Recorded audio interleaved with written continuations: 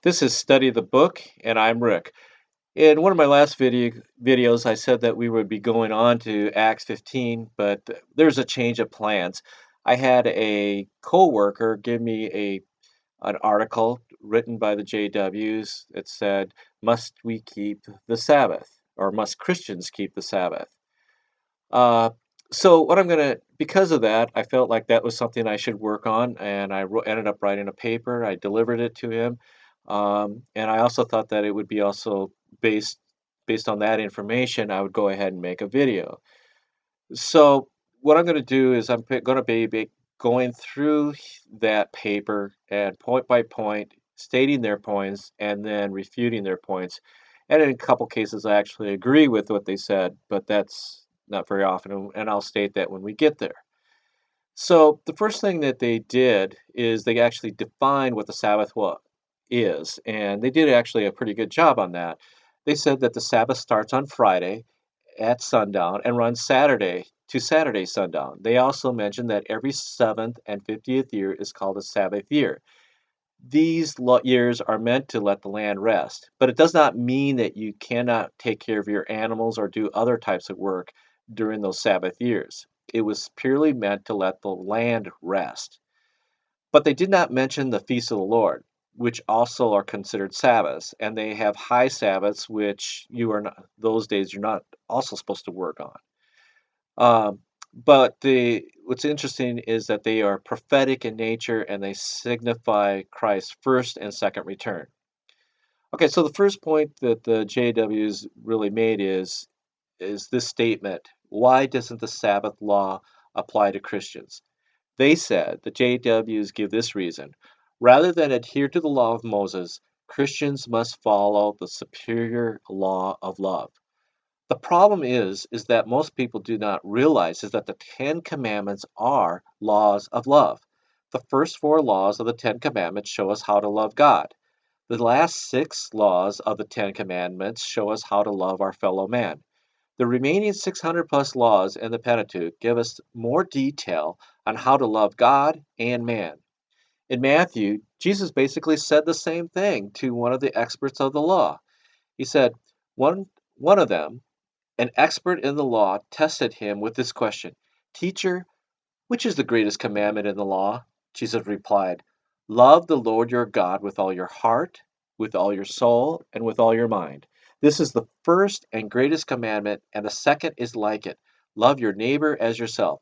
All the law and the prophets hang on these two commandments. It's Matthew 22, verses 35 through 40. So Jesus was able to condense the 613 laws down to two laws.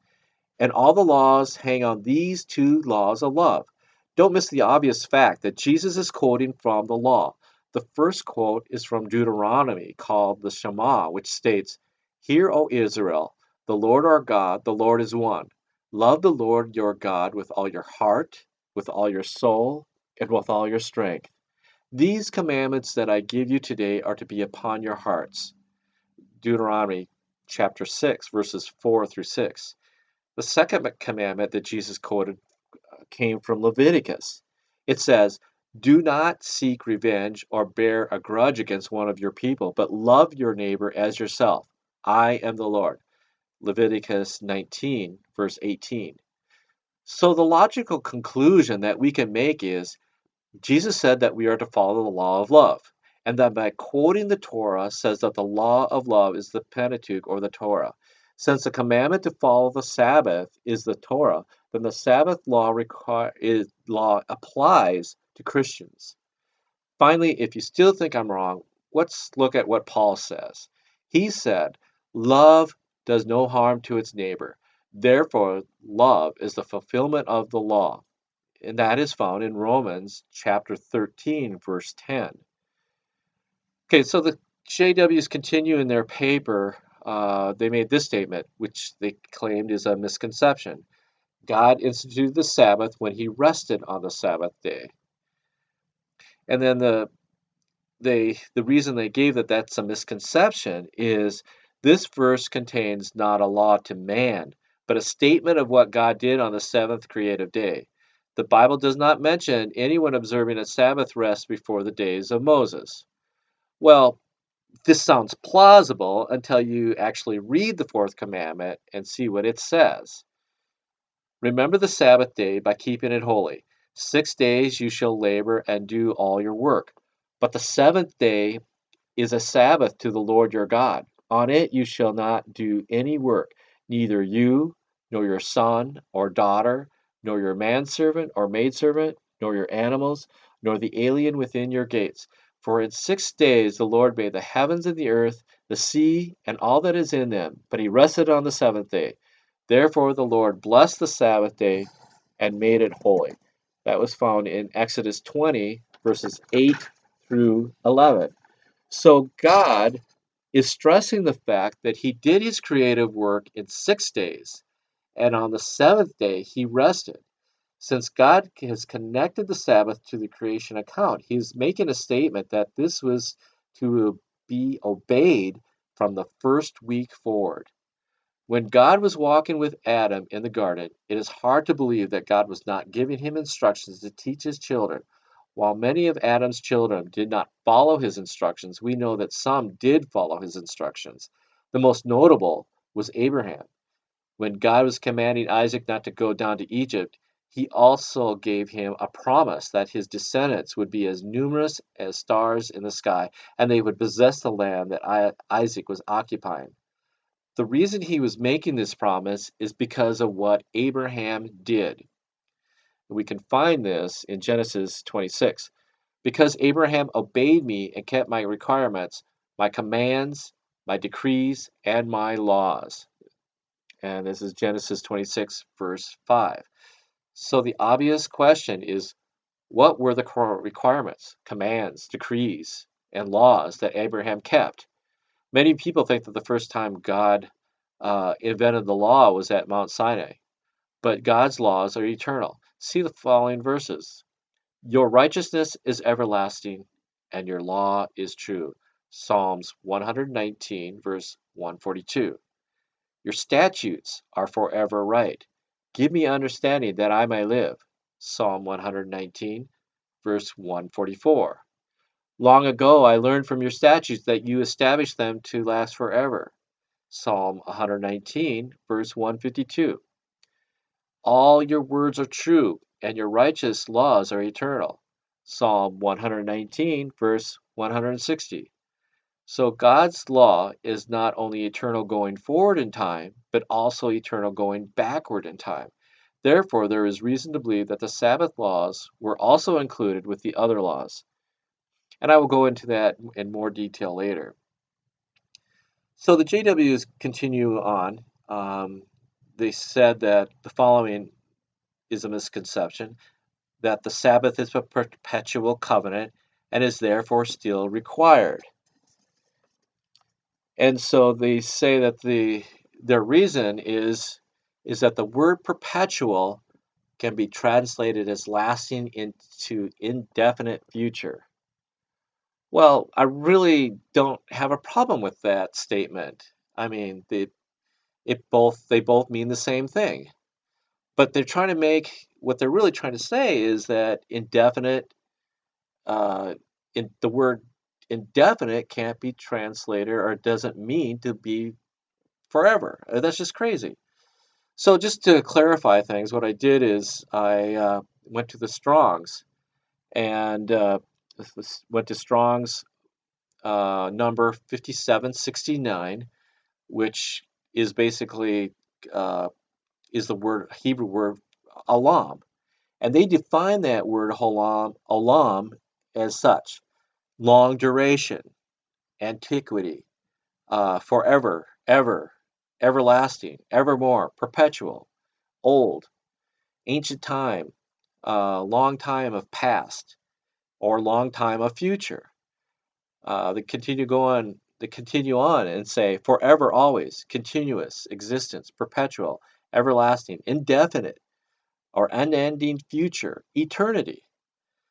So we can see that the word alam means forever, both going forward in time and going backwards in time. The JWs continue by saying that the Bible uses the same word to describe the Israelite priesthood, which God ended about 2,000 years ago. I just wanted to really let this statement go because to argue it will take some time. But so let's see what we can do because I my best friend said that this is too important of an issue not to address it. So Exodus 14:15 claims that the priesthood would last forever. In 2 Samuel chapter 7, verse 24, the Bible makes the claim that Israel will last forever. Both use the Hebrew word olam, meaning forever. So why did the priesthood end 2,000 years ago, but on 1948 Israel became a state again? This claim is similar to the one that was made about 100 years ago by some theologians that the state of Israel ended 2,000 years ago and now has been replaced by the church. When Israel became a nation on May 14th, 1948, it disproved that claim, and many Bible scholars had to reevaluate their doctrine. So, what is the difference between these two claims? Basically, there is none. They will both last forever, as the Bible claims. The issue with the priesthood is more complicated. What many people miss is that a transfer of authority took place. This transfer of authority is described in Hebrews 8. If he, Christ, were on earth, he would not be a priest, for there are already men who offer the gifts prescribed by the law. They serve at a sanctuary that is a copy and shadow of what is in heaven. This is why Moses was warned when he was about to build the tabernacle. See to it that you make everything according to the pattern shown you on the mountain. But the ministry Jesus has received is a superior to theirs, as the covenant of which he is mediator is superior to the old one, and it is founded on better promises. Hebrews chapter 8, verses 4 through 6. There are two reasons that this covenant is better than the old covenant. The first, the old covenant only covered unintentional sins. When a leader sins unintentionally and does what is forbidden in any of the commands of the Lord his God, when he realizes his guilt and the sin he has committed becomes known, he must bring his offering a male goat without defect. Leviticus chapter 4, verses 22 through 23. Jesus, being the high priest in the order of Melchizedek, covered all sins when we repent. The second reason is because people broke the covenant. Let's look again at Hebrews 8. For if there had been nothing wrong with the first covenant, no place would have been sought for another. But God found fault with the people. Hebrews chapter 8, verses 7 and 8. The writer of Hebrew continues by quoting Jeremiah 31. The days are coming, declares the Lord, when I will make a new covenant with the people of Israel and with the people of Judah. It will not be like the covenant I made with their ancestors when I took them by hand to lead them out of Egypt, because they did not remain faithful to my covenant. And I turned away from them, declares the Lord. This is the covenant I will establish with the people of Israel after that time, declares the Lord. I will put my laws in their minds and write them on their hearts. I will be their God, and they will be my people. That was Hebrews 8, verses 8 through 12. So God told us about the new covenant back in the old covenant. This verse clearly shows that he did not abolish the Old Testament laws, but changed us by writing the laws on our hearts instead of on tablets of stone. Now we have the ability to keep God's laws where in the past we weren't even capable. By calling this covenant new, he has made the first one obsolete, and what is obsolete and outdated will soon disappear. That's Hebrews chapter 8, verse 13.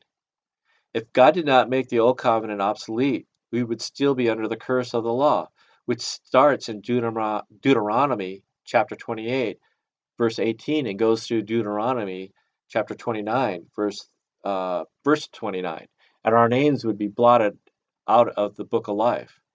It says this in Deuteronomy 29. The Lord will never be willing to forgive them, for his wrath and zeal will burn against them. All the curses written in this book will fall on them, and the Lord will blot out their names from under heaven. Deuteronomy chapter 29, verse 20. So the authority of the priesthood is now changed from the high priest to Christ. Now we have a high priest who covers all our sins, not just the unintentional sins, and He gives us the ability to keep His laws. So I think we're going to stop there for now. We'll try to finish the rest of this, I think, in the next video. So you guys have a good day. Talk to you later. Bye.